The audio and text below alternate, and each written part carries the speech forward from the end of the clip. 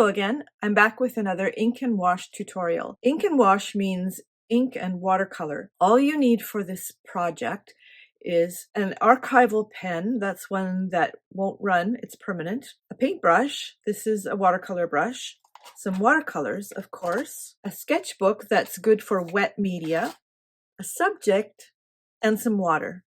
So let's get started. My subject today, as you saw, is these two petunias. I'm going to just arrange them so that I can see them.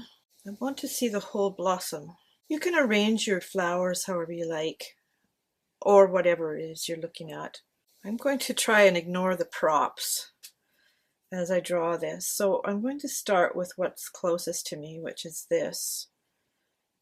And just looking back and forth like this. I guarantee it won't be exact because I'm just not perfect enough for that. But as I draw, I'm just kind of checking where everything is and if it's lining up, and sometimes it isn't. And you have to just go, okay, now what?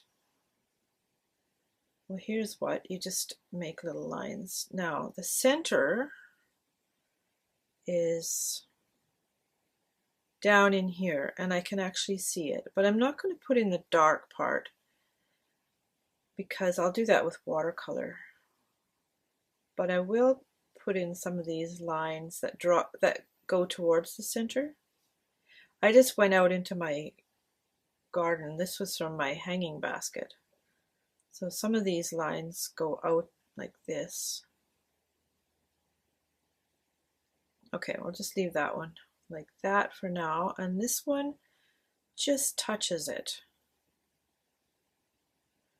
but is bigger. So I want to make sure I get the scale kind of right. And these kind of roughly leaves, or petals, I mean. It's all basically one big petal because they're all joined. So if you want to draw faster, you certainly can. I wanted to be a little bit more accurate.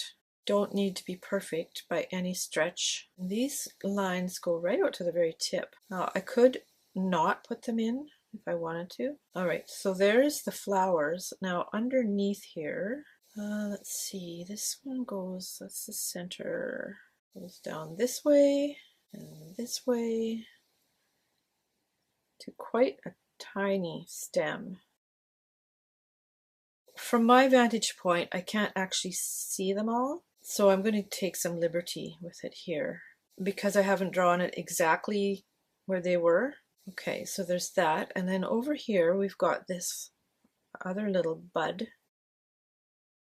just turning purple in its infancy, and some more of these little, I don't know what you call that. There's another little leaf there that I think I'm just going to exaggerate a little bit. And then behind here, another leaf, and the stem kind of comes down this way. This is fairly awkward arrangement, but they're so floppy that they are hard to stand up. I did consider taking a little bunch from my viburnum, but there's so many petals, and I thought, well, that'll take too long.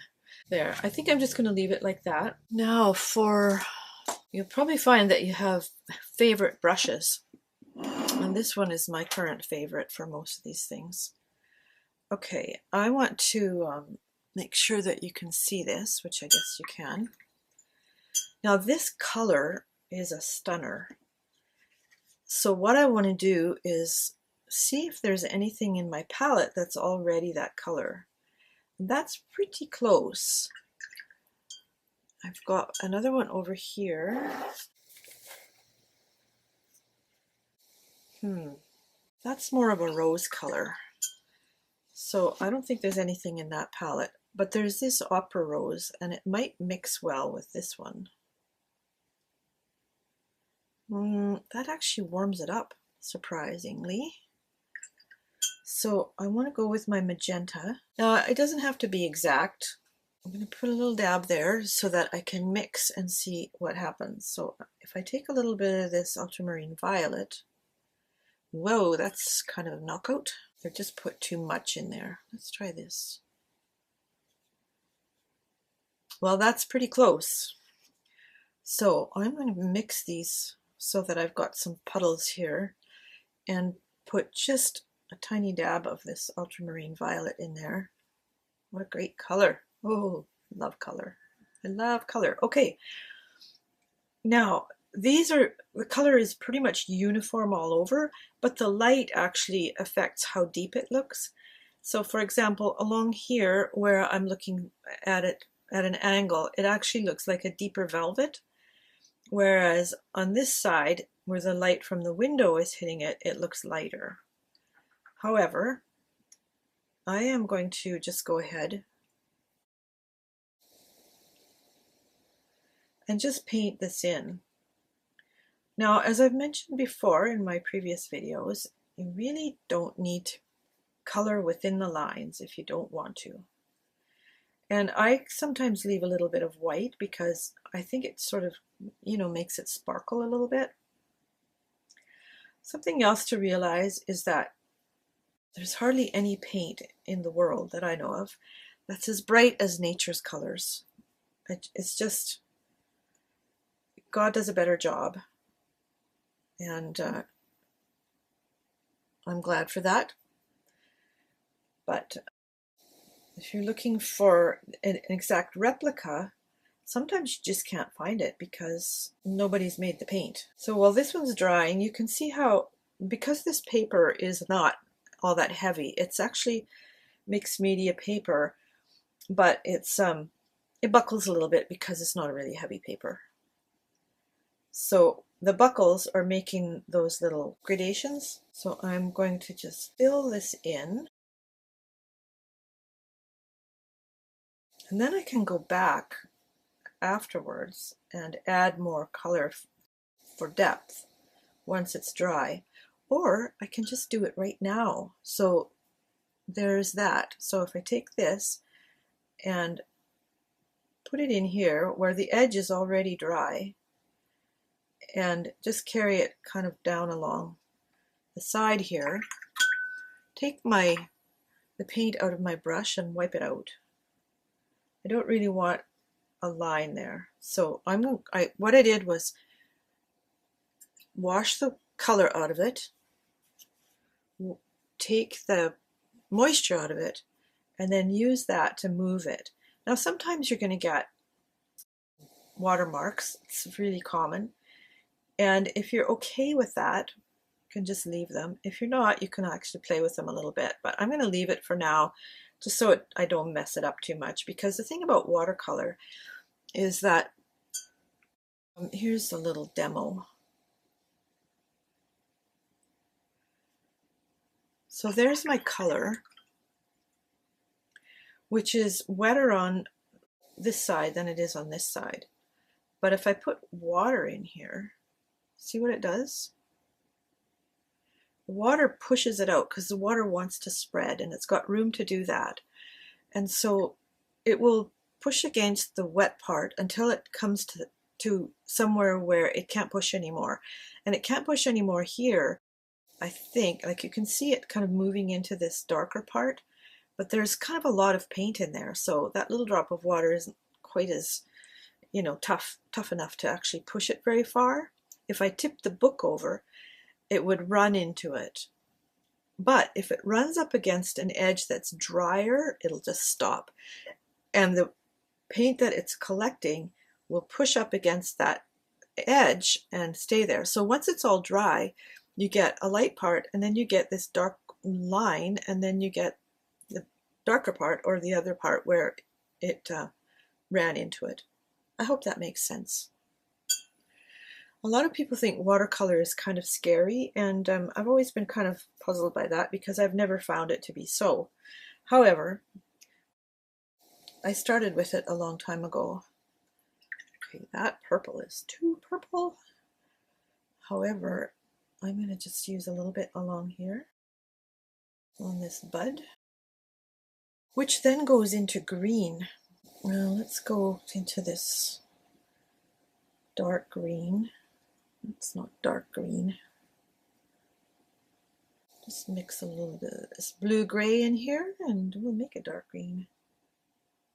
There, see that? It's almost a dark green blue. Just carefully bringing it up to the purple because I don't really want it to push into it too much. I want it to blend, and you can do that, but on this smaller space it's a bit tricky. Okay, so let's look at the colors here for greens. I have this from this Kuretake set. That's pretty darn close. And it's nice because it just comes in a box and it has the name on the back. So this is deep green and it's also in Japanese, which I don't read. Would be fun though, wouldn't it? Oh, I think that one's better. I think that's better. The lighter one is good for the stems. But okay, this, because I've already got all this paint on my brush, I'm going to just paint some of these leaves and then go back in with the lighter paint for other parts.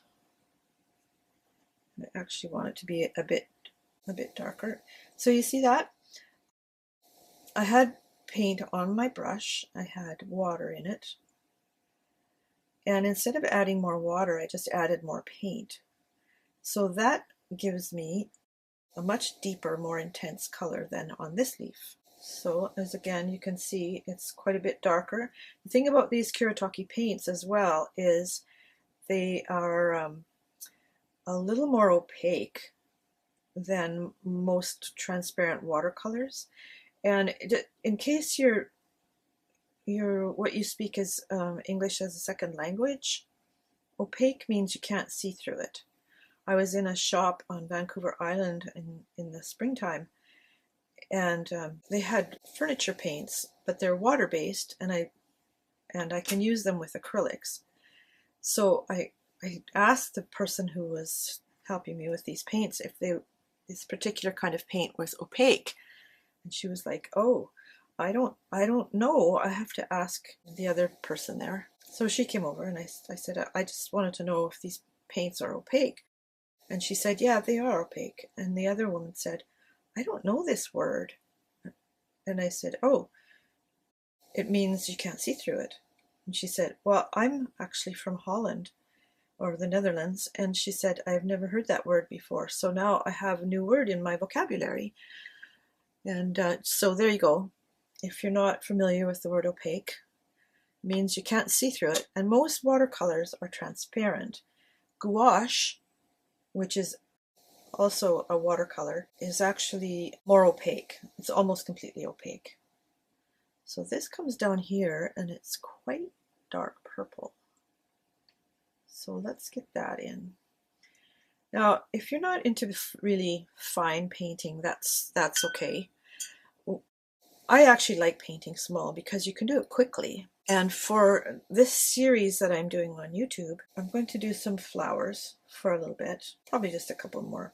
And I have a whole bunch of ideas about other things that I'd like to do. And I actually have a whole bunch of art in my storage where my favorite thing is sort of intimate scenes.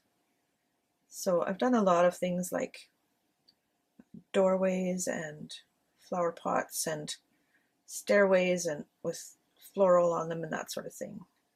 So we're going to be doing some of that. So be sure to keep following and subscribing and whatever. All right, look at that. Now that's the basics, but we have some other things we need to do here. So I want some of this purple paint, but I don't really want a lot of dampness. And here's why. Because this gradually spreads out. I think that's about as far as it needs to go. Now there's two ways I could do this. And I will show you the other way. So that one way is to put the paint in, then use your brush with not a whole lot of water in it and just go around the edge and the paint will bleed out like that. If you go far enough, it'll bleed and until there is no edge, so it'll just run out of steam and you get a nice gradation. So let me show you how that looks. So there's my paint. So if I want this to bleed so I get a nice gradation, I can just take my brush like this, and I can keep adding water out here if it keeps running. And I'll just tip my book up a little bit. See, I can actually even go back into it and say, please run some more here. Now I put quite a bit of water on that, so eventually it's going to come to the end, and I could just keep moving that end, and it'll just keep flowing if there's enough water in it, and there's actually rather a lot in that. So there's a little technique for you. So what I'm going to do with this center is just kind of wet a great big area like that, and then I'm going to take my purple,